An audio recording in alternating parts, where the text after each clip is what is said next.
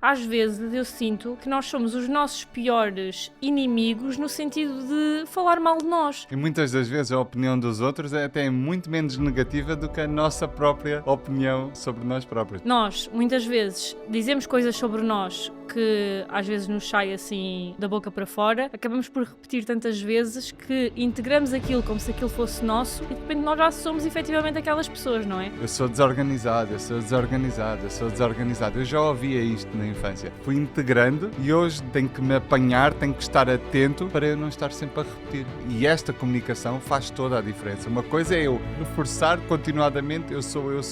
Outra é eu gradualmente eu estou a aprender a ser organizado. Eu acreditar que eu sou faz com que eu vá agir para validar aquilo que eu acredito. Então é preciso começar a criar um repertório positivo para eu ter onde me agarrar. Pequenas vitórias. Exatamente. Nós temos o poder de reescrever a nossa história. O que aconteceu foi o que aconteceu, mas nós podemos mudar a forma como nós integramos aquilo.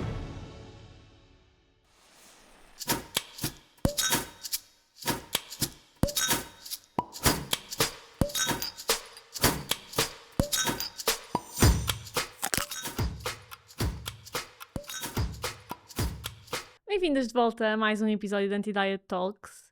Hoje temos um salaminho. Salaminho? Como é que é portuguesa, não é? Lisboeta. Lisboeta. Estávamos ontem, eu queria o morango do amor. Eu achei que fazia sentido, está na moda.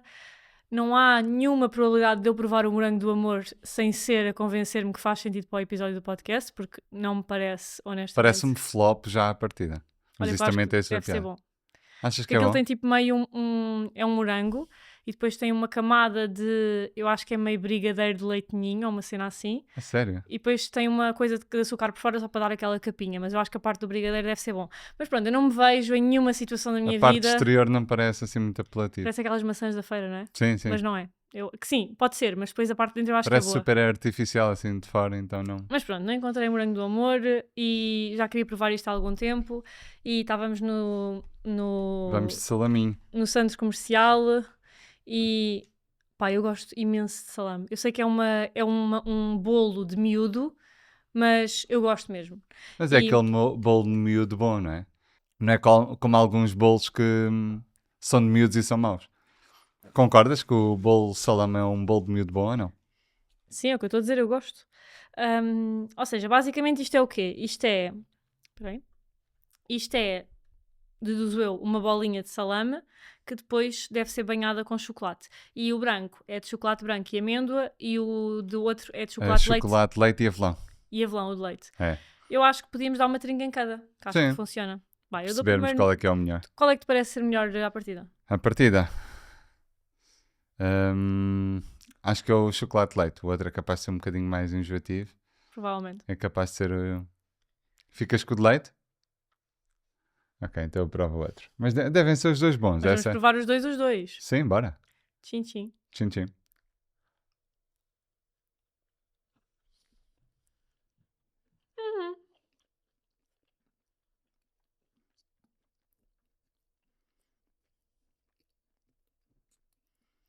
É um salame bué da estranho ou não? Até vou tirar com uma colher para perceber melhor. Isto é bolacha? Não tem muita bolacha e a bolacha é diferente. Não parece ter aquela bolacha tradicional. É com bolacha Maria que se faz, ou não? Nunca fiz salame. Quer dizer, já fiz, mas era miúdo. Este é com bolacha digestiva. Ah, pois é. Pois é. Daí a diferença. Mas olha que gostei. Também gostei. Uma boa cena. Bom bolo. Gosto mais do de leite. Não, desculpa, Queres jogar? do branco, sim. Eu acho que gosto mais deste. É. Gosto mais deste.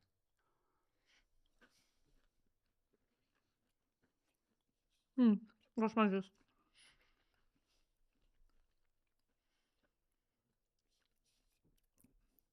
Olha, eu gostei. E acho o conceito das bolinhas interessante. Porque é uma bolinha, mas é uma bolinha até bastante... E é bem satisfatória no final. Ficas... É a mesma quantidade, eu sinto. Sugestão diretamente para a Lisboeta. Tirem as bolachas digestivas e metam só as bolachas normais. Não? Não sei se concordo. Isto não ficava melhor que uma bolacha tipo Maria? Bolachas digestivas não é mesmo a minha cena, por acaso não gosto. Pá, imagina. O salame é realmente diferente porque eu acho que não tem só a bolacha digestiva que tu vês. Eu acho que mesmo na pasta parece-me ter bolacha triturada. Mas não tenho a certeza. Mas imagina, também se fosse um salame banal, não dava para fazer uma marca, Tiago. Não, Tens de mas ter. aqui, eu acho que aqui o gancho não é ser bolacha digestiva, é ter uma camada de chocolate de leite ou Mas a outro receita do, chocolate qualquer à volta. Eu acho que esse é que é a receita do o salame é ponto, ou não? diferente do normal. E não vou dizer que... Eu não acho que seja pior. Acho que é diferente. Porque também passei em bolinha, também, não sei. Mas olha que eu gostei bastante. Sou Não, eu capaz de gostei, voltar a eu comprar gostei. Se novamente. tivesse de trocar alguma coisa era só o tipo de bolacha, o Eu resto, gostei assim. sim. Não, mas é muito bom, muito bom. Adorei. Uhum. De 0 a 5, Um 4. sim. Eu vi que eles também têm fatias. Provavelmente fatias já não me chama tanto. Mas Podemos também trazer ao podcast a fatia. Fiquei curioso para experimentar. Eu pensei que íamos comprar a fatia quando tu me disseste do salame. Porque eu, quando passo no shopping, né, isso vende-se no shopping, eu reparei nas fatias, nunca tinha mas prestado muita atenção nestas bolinhas. gostei Pensei que bastante. isto era gelado, quando olhei a primeira vez para isso. Ontem fomos ao shopping e a primeira coisa que fizemos foi comprar isto e depois estávamos lá, pronto, fomos a comprar outras coisas e de repente o Tiago vira-se para mim e disse-me assim, então mas isto devia ter sido a última coisa, já estava com aquilo na mão há muito tempo, isto devia ter sido a última coisa a comprar, isto vai ficar uma porcaria. E eu, então porquê, Tiago? É só não agarrares mesmo na parte do chocolate. Vai derreter. Vai derreter? Então isto não é gelado. E eu, não, Tiago, isto é um salame de chocolate. Pensei que era gelado com salame, não percebi É que bem o imagina, conceito. salame é todo o conceito, ou seja, passou-te mesmo completamente ao Sim, lado. passou-me completamente ao lado. Mas olha, boa cena. Boa cena, vou provar as fatias também. Mas fiquei com a sensação, tens que levar o bolo todo. Eu estava a olhar para os preços, eu não vi o individual na fatia. Não, tanto ficava Tinha para lá. tirar as fatias, não te lembras? Ok, mas não vi. E as bolinhas, por acaso, gostei. Acho que eu adoro coisas que são assim pequeninas, porque tu até podes comer mais do que uma, mas dá-te a perspectiva de parar e perceber se faz sentido continuar a comer ou não. Então acho que estas bolinhas encaixam super bem. E acredito, não tenho a certeza do que vou dizer, mas acredito que seja uma coisa que até se aguente bastante bem no frigorífico. Ou seja, deve ser uma coisa que tu até podes comprar alguns e guardar em casa e depois ir comendo, não é? Tipo um bolo, tipo, sei lá, uma bola de Berlim. Tipo, se comprares no dia seguinte já está tipo meio meh e já não tem piada nenhuma. Não, aparentemente ele deve resistir bem se guardarmos no frigorífico. Não, é uma boa cena, é uma boa cena. Reparaste os outros sabores? Eles tinham imensos sabores, mas eu não reparei bem. Acho que um era de pistache, Ela não disse era? que o mais vendido era de chocolate preto. Só que eu não gosto muito de chocolate preto, então tipo, ignorei, Eu por acaso olhei para o chocolate. fiz assim para tu não ouvires que era chocolate preto Sim. e disse, não, Porque eu gosto foi daquele chocolate de amargo, leite. eu gosto daquele amargo do chocolate Pois, mas preto. não. Não vou dizer que é o meu chocolate favorito, obviamente. Mas de vez em quando apetece-me chocolate preto. Aquela amargura também me satisfaz, sabes? Não. Mas não é quando estou à procura de um doce, é quando preciso de algo mais amargo, mas ao mesmo tempo ali com um toque ligeiro Mas de este doce. aqui faz a combinação, porque o chocolate depois Uhum. por dentro. Exatamente. Mas Daí pronto. eu não ter sugerido o chocolate preto. Tema de... Adelante. Adelante. Tema deste episódio. Queres introduzir? Não. Não te apetece? Então, o tema deste episódio é a narrativa interna, ou seja, a história que nós contamos a nós mesmos, aos outros, acerca de nós próprios, como é que essa história, essa narrativa interna, afeta a minha identidade, a minha autoimagem, ou seja, a maneira como eu me vejo e, por consequência, os meus resultados na vida, nas diferentes áreas da vida. Assim, de forma resumida, é isso. Queres começar? Sim, posso começar. Este tema já é um tema que por acaso está planeado há bastante tempo, porque nós sentimos que, primeiro é uma coisa que trabalhamos bastante na terapia nutricional, porque faz totalmente a diferença naquilo que é o processo da pessoa, que no fundo é aquilo que, se nós formos escavar, é um bocadinho a nossa identidade, não é? Porque aquilo que nós acreditamos que somos e aquilo que nós dizemos... Aliás, nós muitas vezes dizemos coisas sobre nós que às vezes nos sai assim da boca para fora, acabamos por repetir tantas vezes que integramos aquilo como se aquilo fosse nosso e de repente nós já somos efetivamente aquelas pessoas, não é? Então quando nós queremos mudar alguma coisa na nossa vida, muitas vezes nós temos que ir àquilo que é a nossa identidade, àquilo que nós somos, e às vezes perceber que estamos a ser de uma forma que não nos identificamos, que se calhar temos que mudar algumas coisas, e nós hoje vamos falar muito na comunicação interna e externa que temos connosco mesmos, porque às vezes eu sinto que nós somos os nossos piores inimigos no sentido de falar mal de nós. Ou seja, às vezes estamos preocupados que os outros digam alguma coisa sobre nós ou falem, sei lá, tenham uma opinião menos, sei lá, mais chata, Positiva, né? menos positiva sobre nós, mas às vezes a opinião que as outras pessoas têm até é fundamentada naquilo que nós dizemos que somos. E muitas das vezes a opinião dos outros é até muito menos negativa do que a nossa própria opinião sobre nós próprios, né? Pelo menos o discurso que Sim. temos, externo e interno. Exatamente. E eu sinto que é um ponto que sabota bastante as pessoas, porque elas convenceram-se durante tantos anos que elas eram de uma determinada forma que o sequer questionar isso e levantar mas será que isso é mesmo verdade? E a ser verdade, será que tem que ser assim para sempre? É quase que difícil, não é? Sim, isso é logo uma das primeiras limitações. Convencem-nos que a forma como nós somos hoje é estática, não é? Muita gente acredita que eu sou assim, eu nasci, como é que é? Aquela música Eu da nasci Gabriela. assim, não, cresci assim, sou assim. Pronto, Gabriela. exatamente, é qualquer coisa dentro do género. Quando na verdade não é, não é? Ou seja, nós não somos seres, ou não precisamos de ser, seres estanques. Nós podemos evoluir, nós podemos entrar num processo de auto-observação, percebermos uma série de opiniões internas, de narrativas que criamos acerca de nós próprios e ir modificando gradualmente essas questões. Um dos primeiros passos, daí a pertinência deste episódio, é começarmos a ficar atentos àquilo que nós comunicamos acerca de nós mesmos.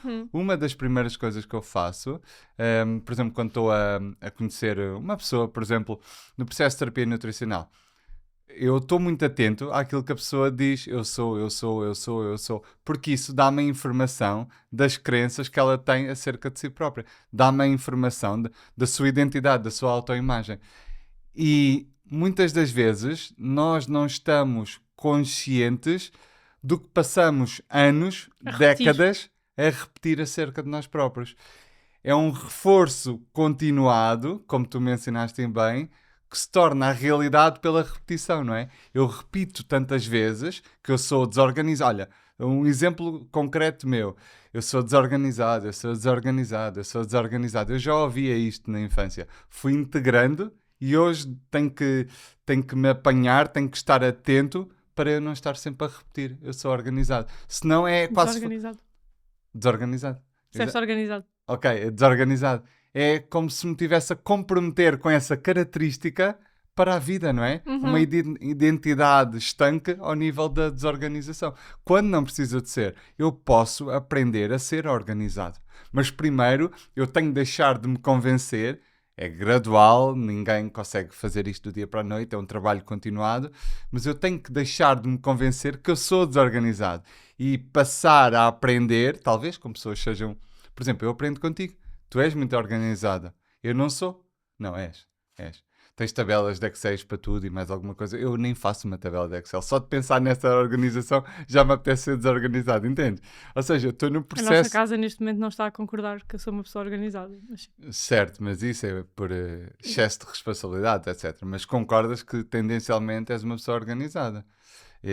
Então, eu estou no processo de me tornar uma pessoa organizada e esta comunicação faz toda a diferença. Uma coisa é eu reforçar continuadamente eu sou. Outra é eu gradualmente eu estou a aprender a ser organizado. O comportamento tende a entrar em consonância com aquilo que eu acredito que eu sou. Daí se dizer que as crenças são uma profecia ou são profecias autorrealizáveis. Ou seja, eu acreditar que eu sou faz com que eu vá agir para validar aquilo que eu acredito. o nosso cérebro tem essa questão, não é? No fundo, é a confirmação daquilo que eu acho sobre mim ou sobre alguma coisa. É o viés da confirmação, não é? Sim, nós estamos Isso sempre acontece em todas as áreas. estamos sempre a tentar confirmar aquilo que nós sabemos internamente. Ou seja, mesmo coisas que não estejam assim tão... É o ter razão. Ou seja, nós todos, do ponto de vista cá dentro, nós queremos Do ter... ponto de vista cá dentro, é bom, é. Pronto, que internamente nós queremos estar sempre a confirmar que temos razão, não é? E é exatamente isso, ou seja, se nós nos convencemos que somos de uma determinada forma, nós depois vamos nos comportar de forma a confirmar que nós, olha, tinhas razão, vês? E isto acontece e é super importante. É o que estavas a dizer. Eu muitas vezes com clientes... As pessoas não reparam porque estão no modo inconsciente a falar, mas nós ouvimos e às vezes a pessoa até está a contar uma história de alguma coisa e solta. É que eu sou preguiçosa, eu sou isto, eu sou aquilo. E depois vamos a explorar mais um bocadinho e vamos a ver. E... é que para o exercício físico eu sou preguiçosa. Mas repara, a identidade de uma pessoa preguiçosa... A pessoa é preguiçosa para tudo, não é preguiçosa seletivamente para a atividade física. O que logo aí... Será que é preguiça? Exato, eu aí gosto muito de explorar de... E no teu trabalho? Costumas não fazer as coisas? Tens um prazo para entregar e não entregas? E com os teus filhos? Tu não... Em casa, os teus filhos têm uma coisa, têm que levar uma cartolina para a escola, tu, não vamos, vou ficar aqui no sofá. Isso acontece? Não. Aí sou muito organizada, aí não sou preguiçosa. Então, se calhar, não és uma pessoa preguiçosa.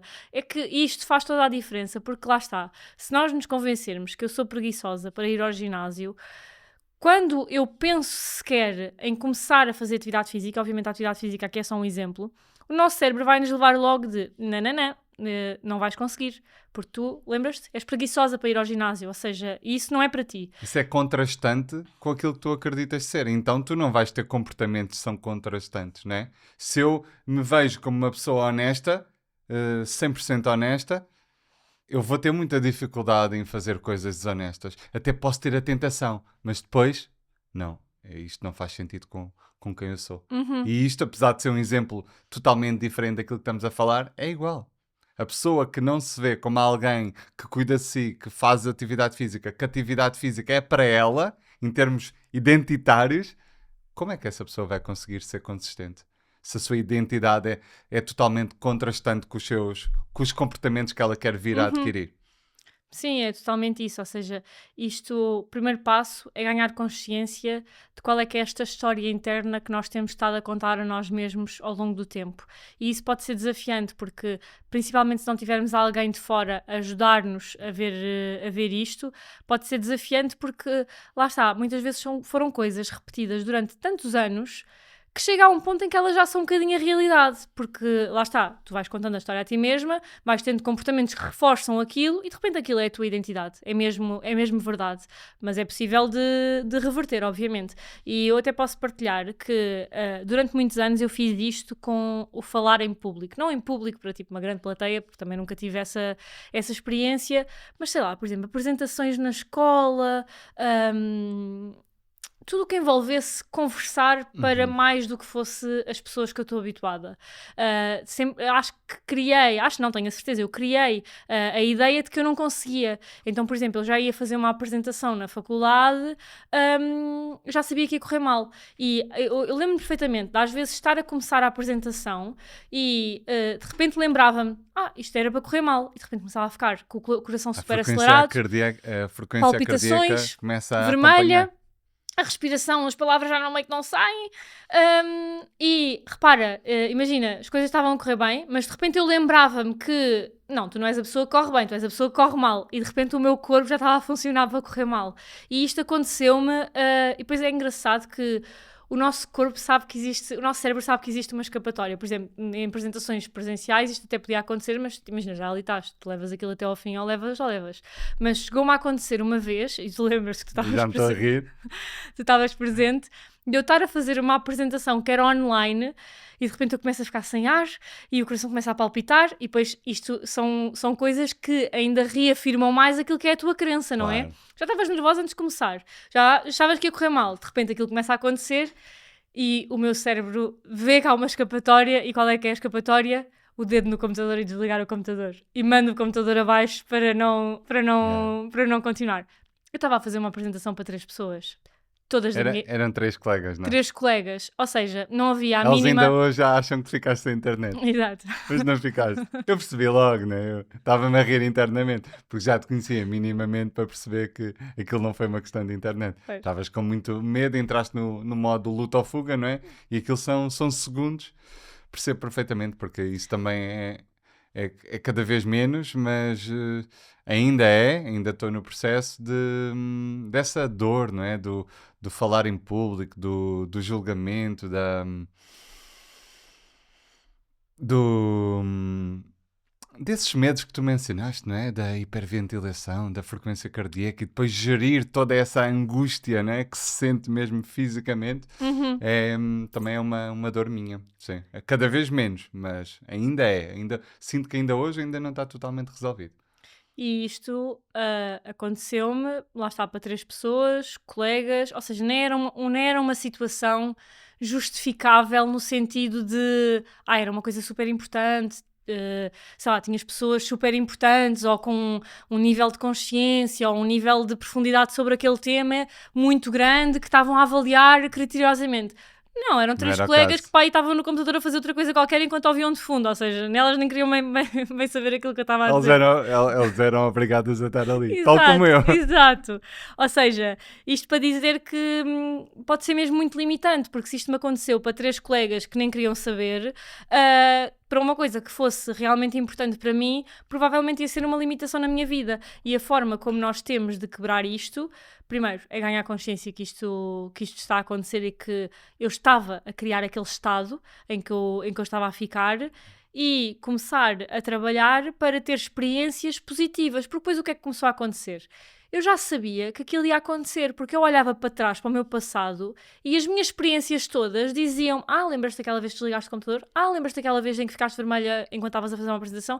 Lembras-te daquela vez em que gaguejaste? De repente o meu repertório para trás era todo negativo, ou seja, eu nem me podia convencer de, não, foi uma percepção tua. Foi um lapso. Sim, não foi, aquilo era mesmo a realidade. Então é preciso começar a criar um repertório positivo para eu ter onde me agarrar. Pequenas vitórias, não é? Exatamente. Ter onde me agarrar e de repente estou aqui e eu olho para trás e penso: não fiquei nervosa nos últimos 50 episódios, porque é que havia de ficar neste? E é verdade, portanto... Isso torna-se a tua realidade. Exatamente. E então é super importante nós... Tudo aquilo que nós fazemos de uma forma que nós não nos identificamos, e aqui, por exemplo, falar em público e ficar constantemente nervoso, ou, por exemplo, para ser um exemplo que se calhar um bocadinho mais, que as pessoas se relacionem um bocadinho mais, a questão da atividade física e da preguiça, o ponto é identificar e perceber que nós temos a capacidade de mudar, ou seja, nós podemos mudar coisas muito mais difíceis em nós do que esse tipo é totalmente trabalhável, é o que eu quero dizer. Ou seja, nós só temos que identificar e, no fundo, fazer o processo... Só, né? Só, é um processo com muitas aspas. Longo, difícil, mas possível. Mas possível, exato. Nós temos que identificar e fazer o trabalho necessário para começar a tornar-nos a pessoa que... Olha, é a pessoa que está a fazer uma apresentação e está com confiança e o ritmo cardíaco está completamente normal. Exatamente. O primeiro conceito é este, é eu entender que cada vez que eu digo eu estou a reforçar aquilo que eu acredito acerca de mim. Então, estarmos mais atentos, mais em autoobservação, sempre que estamos a falar de nós próprios, ou seja, vermos de cima, não é? Quando nos estamos a apresentar, qual é que é a historinha que eu conto acerca de mim? Quais é que são os eu sous, não é? Estarmos atentos a isso, para que gradualmente consigamos mudar a nossa linguagem de acordo com uma pessoa que está no processo de se tornar e não numa pessoa que é assim e não há nada a fazer em relação a isso. Esse acaba por ser o primeiro ponto, não é? Para depois, gradualmente, conseguirmos construir rotinas, hábitos que sejam mais sustentáveis de acordo com a identidade que está a ser construída. Eu nas consultas de terapia nutricional, muitas vezes, no início não é? Mas quando já temos mais confiança com a pessoa que estamos a acompanhar, eu bato muitas vezes nessa tecla, não é?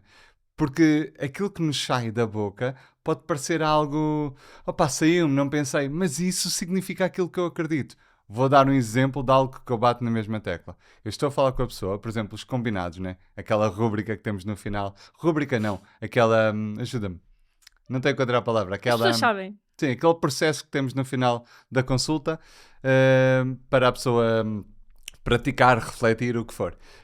Quando estou a fazer, por exemplo, um combinado com a pessoa, eu pergunto-lhe, então, bora fazer isto? E muitas das vezes ela diz, Vou vou tentar. tentar. E eu digo, não é para implicar, porque eu sei que o vou tentar é um mecanismo de fuga. Vou tentar é preparar-me para não conseguir. Eu já estou a abrir a porta, eu vou só tentar. Eu não me vou comprometer. Porquê? Porque eu sei inconscientemente que não vou conseguir. E eu pergunto, vais tentar ou vais conseguir? Pode parecer uma pergunta parva, mas não é.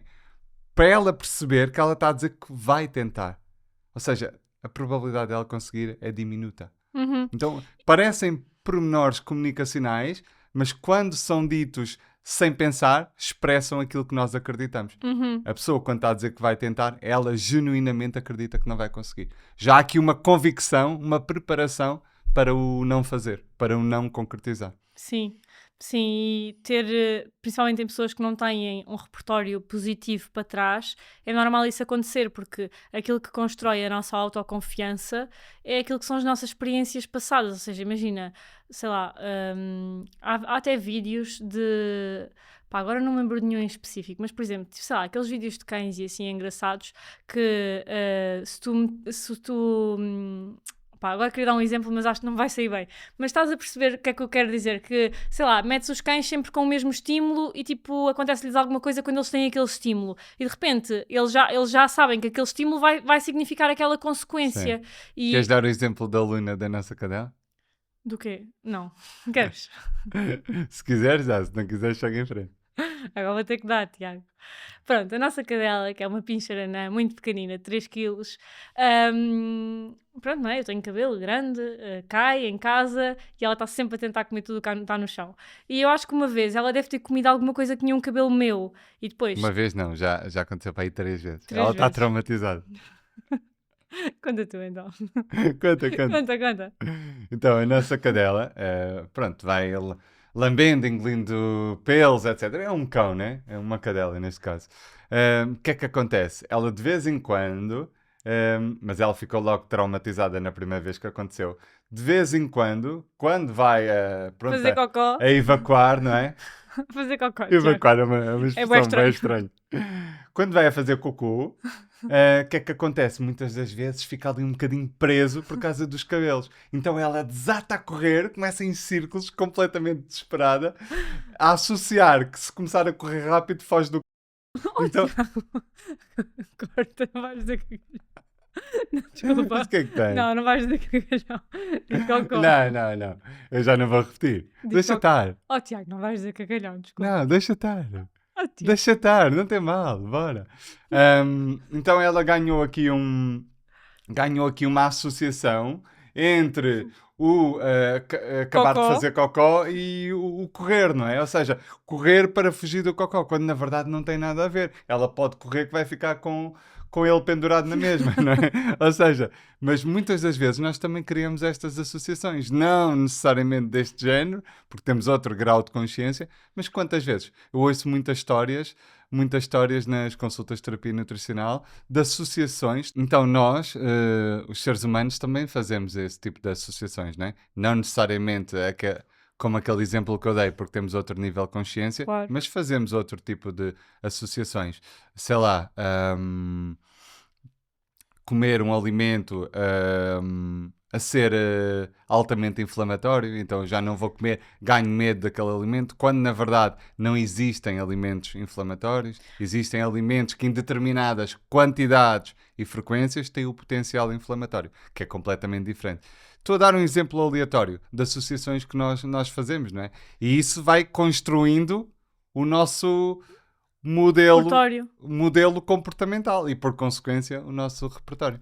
E até acontece às vezes pessoas que já fizeram muitas dietas, que nós já sabemos quais são sempre os alimentos que aparecem nas dietas, que muitas vezes, sei lá, associam o comer gelatina, por exemplo, a estar a fazer dieta, mesmo que não estejam, mas inserir determinados alimentos que foram associados a fazer dieta, de repente estarem a fazer dieta novamente, mesmo que até nem estejam a fazer. Então isso é super importante, de percebermos que nós tendemos a basear a nossa perspectiva futura com base naquilo que são as nossas experiências do passado e que, ok, é assim que nós fazemos este processo de perceber se vamos conseguir, se não vamos conseguir, mas perceber que também que isto é limitativo, porque nós não somos a mesma pessoa que éramos anteriormente, ou seja, nós estarmos a basear constantemente o nosso futuro com base no nosso passado, nós estamos no fundo a dizer que nós nunca vamos ter a capacidade de ganhar ferramentas e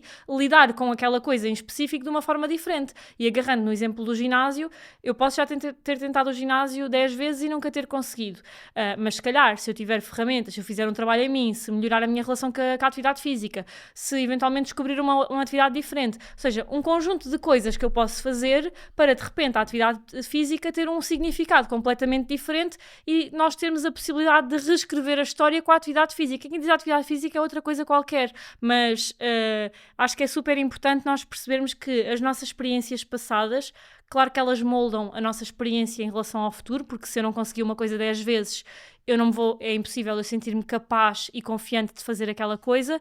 E nós não estamos a dizer que é preciso ter esta confiança que não existe. O que nós estamos a dizer é que nós temos que fazer um trabalho interno para nós nos capacitarmos de ferramentas para ganharmos esta confiança. É como, por exemplo, nós tirámos nutrição na faculdade. Nós, quando entrámos na faculdade, nós não tínhamos a confiança que podíamos atender alguém. Mas à medida que vais estudando e que vais ganhando estas competências... Tendo sobretudo prática, não é? Mas antes vitórias de chegar... em termos práticos. Mas antes de chegar à prática é o ganhar as competências, nem que seja teóricas. Tu vais aos poucos subindo no degrauzinho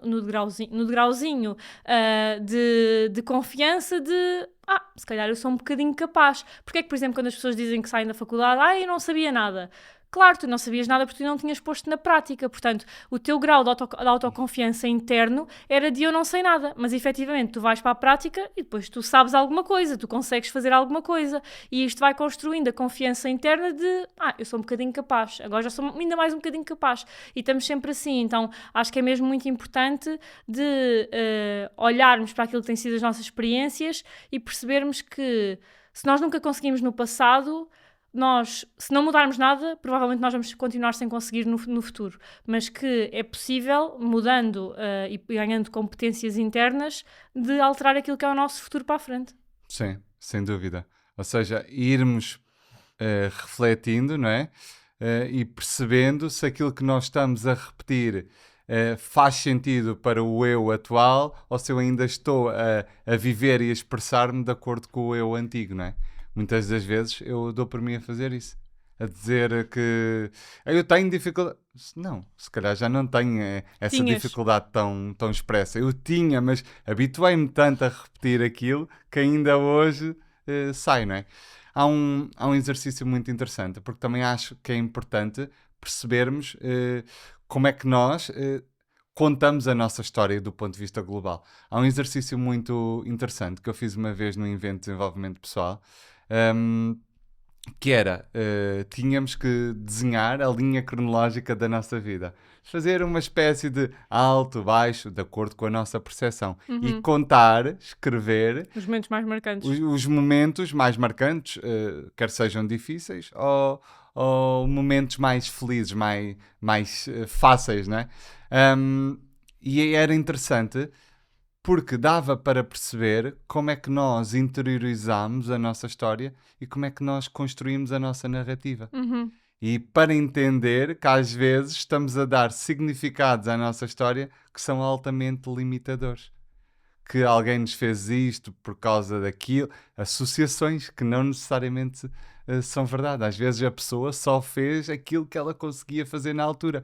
E nós ganharmos essa noção ajuda muito, porque percebemos como é que é a historinha que nós contamos acerca de nós próprios. E porque é que isto tem pertinência? Porque esta história que eu conto acerca de mim vai influenciar completamente a minha vida e o meu futuro, devido a influenciar os meus comportamentos. Sim. Então é um exercício que quem quiser pode fazer, é muito simples. Pensar nos pontos altos e nos pontos baixos da sua vida, obviamente que também é uma percepção, não é?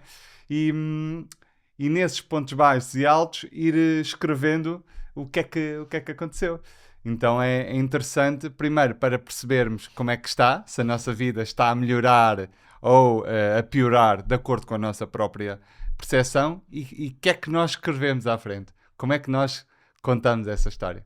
Depois fazer uma introspeção acerca disso. Acho que é muito importante. Para mim foi transformador. E eu acho que é interessante porque a cada momento marcante que tu deste um significado positivo ou negativo, tu podias dar o significado contrário. Ou seja, num momento marcante que tu deste um significado positivo, provavelmente se tu olhares com outros olhos, tu consegues encontrar um significado negativo também, e o contrário, ou seja, num momento marcante negativo, tu também podes olhar e tirar um significado positivo. E isto não é na perspectiva de desvalorizar o sofrimento que tiveste, Claro. mas só de perceber que a forma como nós interiorizamos e integramos determinadas coisas, depois vai ter um papel fundamental daí para a frente. Existe um livro, que eu nunca li, mas tu estás a ler, que se chama a pior coisa que me aconteceu foi a melhor coisa que me aconteceu, que fala exatamente sobre isto, que é um homem que, pronto, se calhar tu consegues explicar o livro melhor do que eu, mas no fundo, de forma muito resumida e por aquilo que tu me disseste, é uma pessoa que a mãe morreu, ele queria dizer que amava a mãe antes de ela morrer, não conseguiu. E, no fundo, como é que ele transformou aquele momento que foi super marcante e que nós olhamos e foi a pior coisa que lhe aconteceu, na melhor coisa que lhe aconteceu, porque foi o pontapé para se começar a desenvolver enquanto pessoa e, de repente, mudar completamente a sua vida. E eu acho que vai muito de encontro a isso que tu estás a dizer. Exatamente. Ganhando essa consciência, nós conseguimos transformar gradualmente os significados que nós demos. E ao fazermos isso, estamos a transformar gradualmente a nossa vida, não é? E isto não significa que nós tenhamos que fazer isto com todas as coisas más que nos acontecem, ou que nós, lá está, demos um significado negativo, mas significa que nós temos o poder de quase que reescrever um bocadinho a nossa história, no sentido de o que aconteceu foi o que aconteceu, e isso nós, efetivamente, nós não podemos mudar, mas nós podemos mudar a forma como nós integramos aquilo. E, ok, foi difícil e trouxe sofrimento e é totalmente ok, e aprender a lidar com esse sofrimento, e quero dizer isto porque eu não estou a desvalorizar o sofrimento. Claro, acho que é perceptível. Mas é na perspectiva de nós temos o poder de integrar de uma forma diferente e isso está ao nosso alcance. Demora o seu tempo, Claro. É muito difícil, mas é possível. Estamos a repetir-nos nesse aspecto porque é verdade. É lento, é difícil, mas eu prefiro agarrar-me à parte que é possível porque é verdade. Então isso tem um impacto na nossa história gigante, não é? Porque quando eu interiorizo que algo foi feito por a minha alucinação, né? Eu a imaginar cenários por determinados eventos, fizeram-me isto por causa daquilo, que não é absolutamente verdade. A verdade pode ser que me fizeram aquilo, mas será que a minha alucinação, que foi por causa disto, por causa daquilo, porque não gostavam de mim, será que foi por causa disso? Se calhar não foi. E nós temos esse poder, não é? Cada um de nós tem esse poder de olhar para essa questão, perceber se nos está a limitar, se está a limitar o nosso presente e o nosso futuro por consequência, não é? Talvez possamos mudar isso. Pois, porque e dar um acho significado que seja mais expansor e menos limitador. É isso, é que depois... Expansor ou expansivo? Ambos, não é? Talvez, não sei. Mas acho que é isso, é que depois acaba por... O problema não é nós termos integrado aquilo daquela forma, é que isso está a limitar a forma como nós nos vemos e como nós nos vamos comportar daí para a frente, ou seja, acaba por limitar muito a nossa vida e aquilo que no final do dia vão ser os nossos resultados, não é? Exatamente. E acho que neste episódio, acho que era assim o que eu mais queria trazer. Sim, acho que era isto que nós queríamos trazer. Fica a sugestão de refletirem e perceberem quais são as historinhas internas que têm contado a vocês mesmas, aquelas que se calhar têm sido mais limitantes do que expansivas, como tu estavas a dizer, porque o ganho de consciência é sempre, sempre, sempre, primeiro, é a parte mais difícil e sempre, sempre, sempre a parte mais importante do processo. A partir do momento em que nós ganhamos consciência, nós estamos a abrir a porta e a possibilidade de mudar. Mas até ganhar consciência é um processo que leva o seu tempo e que não há absolutamente ninguém que vá poder fazer por nós. Então, o refletir, o pensarmos, a autoanálise, eu acho que é super importante para estarmos em constante desenvolvimento e a trabalhar sempre em pontos que que podem ser melhorados, que nunca vão acabar até morrermos. Sem dúvida. Quando não temos uma vida consciente, minimamente, é como se nós não conseguíssemos ver, não é? Como é que eu mudo aquilo que eu nem consigo ver? Então o primeiro passo é essa autoobservação, é esse ganhar de consciência. E a partir daí eu prestar atenção. Curioso. Eu digo 10 vezes por dia que eu sou desorganizado, que eu sou desleixado, que eu sou preguiçoso. Ok, interessante. De onde é que isto veio? Será que eu ouvi isto na infância? Será que eu passei a minha vida a ouvir isto e depois internalizei essa voz e agora repito-a tanto que cada vez está mais encravada em mim? Demonstrar curiosidade pelo nosso autoconhecimento, não é? Eu acho que esse processo é fulcral para quem quiser estar em desenvolvimento. Então, depois disso, ir ajustando a nova comunicação. Eu não vou tentar, eu vou conseguir. Ok, pode não ser a primeira, mas eu vou conseguir. Eu estou comprometido em conseguir. Posso não conseguir logo, mas eu vou persistir até conseguir. É totalmente diferente de entrarmos naquela do vou só tentar para não me comprometer, para no final não me defraudar tanto, não é? Eu também não me comprometi. Eu só não consegui, mas eu só disse que ia tentar. Sim. De uma forma muito inconsciente, obviamente.